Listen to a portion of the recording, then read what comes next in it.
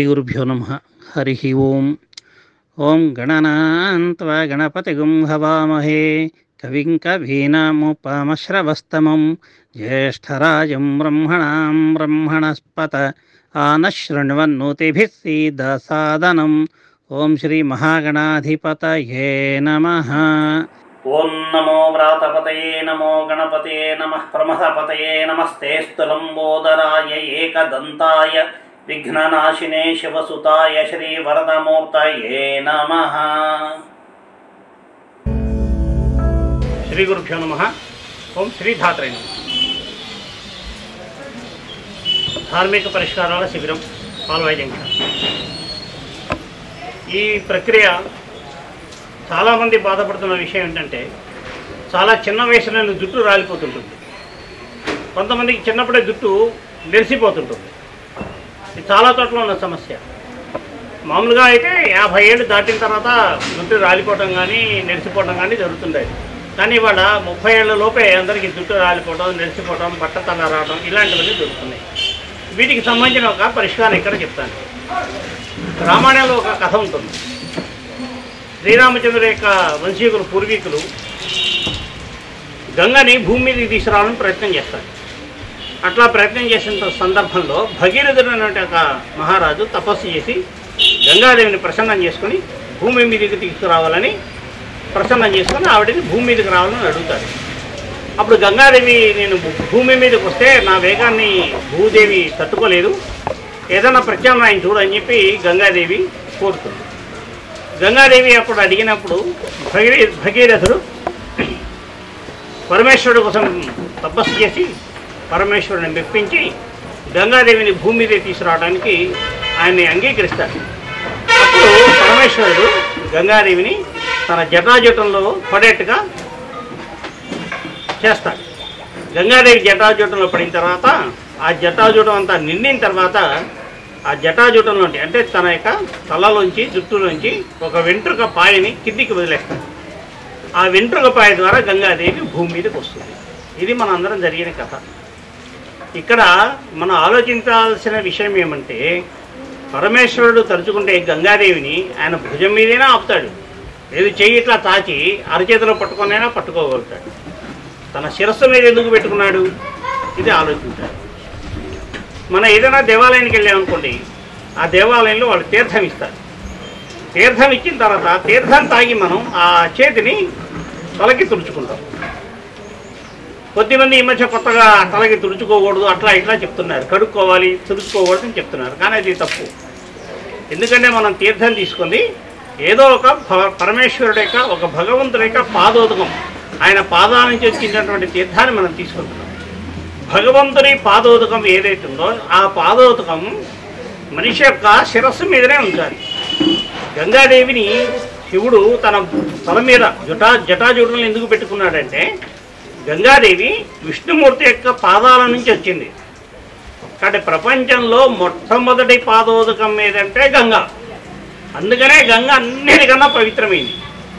అంత పవిత్రమైనటువంటిది గంగ కాబట్టి ఆ పవిత్రమైన దాన్ని శిరస్సు మీదనే ధరించాలి. కాబట్టి మన యొక్క శరీరంలో అన్నిటికన్నా పవిత్రమైనది ఏమి అంటే మన జుట్టు. ఈ జుట్టును మనం అజాగ్రత్త చేస్తే, ఈ జుట్టుతోటి మనం అపచారాలు చేస్తే ఈ జుట్టు రావడం జరుగుతుంది. జుట్టుకు సంబంధించి ఇంకొక విషయం కూడా చెప్తాను. మహాభారతంలో ద్రౌపదీదేవిని దుశ్శాసనుడు జుట్టు పట్టుకొని లాక్కొస్తాడు. అప్పుడు భీముడు ప్రతిజ్ఞ చేస్తాడు, ఈ దుశ్శాసనుడి రొమ్ము చీల్చి ఆ రక్తంతో నీ జుట్టు ముడివేస్తాను, అప్పటిదాకా నువ్వు జుట్టు ముడివేసుకోకు అని ద్రౌపదీదేవికి చెబుతాడు. దుశ్శాసనుడి మీద కోపం ఉంటే భీముడు ఎట్లాగైనా చంపచ్చు, ముక్కలు ముక్కలుగా చేయొచ్చు, ఉండలుండలుగా చుట్టచ్చు. కానీ అట్లా చెప్పడు. ద్రౌపదీదేవి మీద ఒక దుర్వ్యామోహం అనేది దుశ్శాసనుడి యొక్క గుండెల్లో ఉంది. అందుకని ఆ గుండెలు పగలగొట్టి ఆ రక్తంతో నీ జుట్టుని పరిశుద్ధం చేస్తాను, పవిత్రం చేస్తాను, అప్పటిదాకా నువ్వు జుట్టు ముడివేయకు అని అంటాడు. కనుక మనకు జుట్టు అనేది అత్యంత ముఖ్యమైనది. జుట్టు విరబోసుకోవడం అంతటి మహాపాపం ఇంకొకటి లేదు. మన పూజల్లో పూర్వీకులు ఏం చెప్తారంటే, మహిళలు కనుక జుట్టు తలస్నానం చేస్తే ఆ జుట్టు కొస ఉన్నటువంటి వెంట్రుకల కొసల నుండి నీళ్లు కిందికి రాలకుండా ఆ జుట్టును ముడివేసుకోవడము లేకుంటే బట్టలో చుట్టుకోవడం చెప్తారు. మన జుట్టు యొక్క మన వెంట్రుకల యొక్క చివరల నుండి వచ్చేటువంటి నీళ్లు అటు ఇటు పడకూడదు. ఆ నీళ్లు కూడా పవిత్రమైందే. నేల మీద పడి వాటిని తొక్కడం అంటే అది అపవిత్రమైపోతుంది. ఇది కథలు. ఈ కథలకి కారణం ఏమంటే వేదంలో ఒక మంత్రం ఉంది.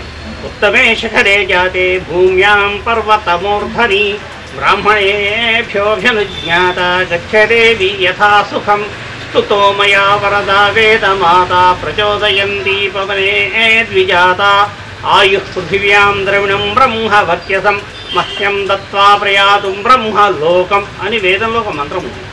ఇది గాయత్రీదేవిని స్తుతించేటువంటి ఒక మంత్రం. ఈ మంత్రంలో నా అర్థం ఏమంటే ఈ గాయత్రీదేవి ఎక్కడి నుంచి ఆవిర్భవిస్తుందట? ఉత్తమమైనటువంటి ఒక మహర్షి యొక్క శిఖ నుంచి ఆవిర్భవిస్తుందట. ఈ మహర్షి యొక్క శిఖ అంటే ఏమిటన్న విషయం ఈ శ్లోకంలో చెప్తారు. భూమికి పర్వతాలు ఎలాగైతే శిరస్సు అవుతాయో ఆ పర్వతాల మీద ఉన్నటువంటి జుట్టు, ఆ పర్వతాల మీద ఉండే వృక్షాలు ఆ భూమాత యొక్క మూర్ధని. మూర్ధని అంటే మనకు శరీరంలో తల మీద జుట్టు ఎక్కడ మొదలవుతుందో దాన్ని మూర్ధని అంటారు. ఆ మూర్ధని పర్వతాల మీద నుండి వృక్షాల వంటివి. అటువంటి మూర్ధని బ్రాహ్మణుడైన ఒక మహర్షి యొక్క శిఖ నుండి ఆవిర్భవించినటువంటిది గాయత్రీదేవి. ఈ మూడు కథల ద్వారా మనకు అర్థమయ్యే విషయం ఏమంటే మన యొక్క జుట్టుని ఆడ కానీ మగ కానీ చాలా పవిత్రంగా ఉంచుకోవాలి, చాలా పవిత్రంగా చూసుకోవాలి. ఈ జుట్టు తలస్నానం చేస్తే ఆ వెంట్రుకల నుంచి నీళ్లు కింద పడకుండా చూసుకోవాలి. అందుకోసం గుడ్డగా చుట్టుకుంటారు. ఆ గుడ్డ చుట్టుకోవడం ఏదో ఫ్యాషన్ అని కాదు. కనుక ఈ కథల నుండి జుట్టు రాలకుండా ఉండేటువంటి ఒక పరిష్కారం చెప్తాను.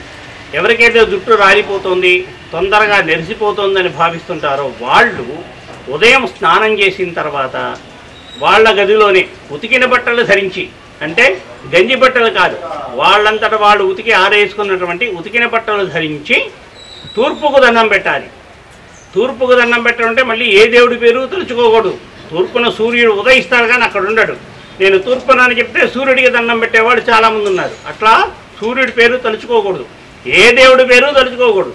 తూర్పుకు దండం పెట్టాలి. దండం పెట్టి గుంజిళ్ళు తీయాలి. ఎవరెవరు ఎన్ని గుంజిళ్ళు తీయాలో ఇక్కడ చెప్తాను. బ్రాహ్మణులైన పురుషులు కానీ మహిళలు కానీ తూర్పుకు దండం పెట్టి 11 గుంజీలు తీయాలి. ఏమీ కోరుకోకూడదు. నాకు జుట్టు రాలిపోతుంది, నాకు బట్టతలు వస్తుంది, ఇది లేకుండా అనేటువంటి మాట అనుకోకూడదు. కేవలం తూర్పుకు దండం పెట్టడం, 11 గుంజీలు తీయడం. మిగిలిన వాళ్ళందరిలో పురుషులైతే కనుక 8 గుంజీలు తీయాలి, మహిళలైతే కనుక 6 గుంజీలు తీయాలి. ఈ విధంగా రోజు చేస్తే మీ జుట్టు బాగా నల్లగా తయారవుతుంది, ఒత్తుగా వస్తుంది, చాలా మృదువుగా ఉంటుంది. ఈ ప్రక్రియలు చేసి చాలామంది లాభపడ్డ వాళ్ళు ఉన్నారు. కొంతమందికి వెంట్రుకలు గోధుమ రంగులో ఉంటాయి. వాళ్ళు కూడా ఈ ప్రక్రియ చేస్తే ఆ గోధుమ రంగు పోతుంది. ఇంకొంతమందికి జుట్టు బాగా సూదిలాగా ఉంటుంటుంది, మగవాళ్ళకి కానీ ఆడవాళ్ళకి కానీ. వాళ్ళు ఏం చేయాలంటే ఈ ప్రక్రియ చేయడంతో పాటుగా ఏదైనా పుట్ట దగ్గరికి వెళ్ళి ఆ పుట్ట మీద కాస్త పసుపు వేసి, మగవాళ్ళైతేనేమో విభూతి వేయాలి, ఆడవాళ్ళైతే పసుపు వేయాలి. ఆ పసుపు వేసుకొని అది తీసుకొచ్చుకొని ఈ విభూతి తెచ్చుకొని రాత్రి పడుకోబోయే ముందు, ఆ రోజు సాయంత్రం తలస్నానం చేయాలి, తుడుచుకోవాలి. భోజనం చేసిన తర్వాత పడుకోబోయే ముందు కొంచెం విభూతి తీసుకొని తడిపి, లేదు పసుపు తీసుకొని తడిపి వాళ్ళ యొక్క వెంట్రుకలకు రాసుకోవాలి. ఈ విధంగా 5-6 రోజులు రాసుకుంటే వాళ్ళకి నిలువుగా సూటిగా ఉన్న జుట్టైనా లేకుంటే బిరుసుగా ఉన్న జుట్టైనా మృదువుగా తయారవుతుంది. ఈ ప్రక్రియను చాలామంది చేశారు. అత్యద్భుతమైన ఫలితాలు, లాభాలు కలిగినాయి. అందరూ కూడా దీన్ని ఆచరించవచ్చు. స్వస్తి.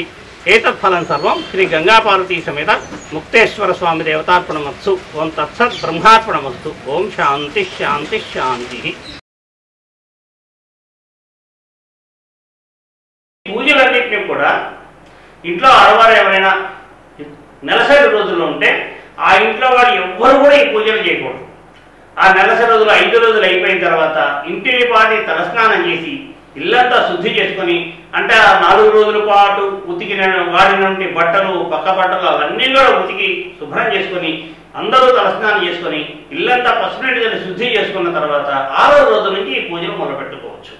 అదేవిధంగా పొడి సూతకం కానీ సాగు సూతకం కానీ ఉన్నప్పుడు ఇట్లాంటి పూజలు ఏవి చేయకూడదు. ఆ సూతకం అయిపోయిన తర్వాత పుణ్యాహవచనం చేసుకుని శుద్ధి చేసుకుని పుణ్యాహవచనం చేసుకున్న తర్వాత మాత్రమే ఈ పూజలు ప్రారంభించాలి. స్వస్తి.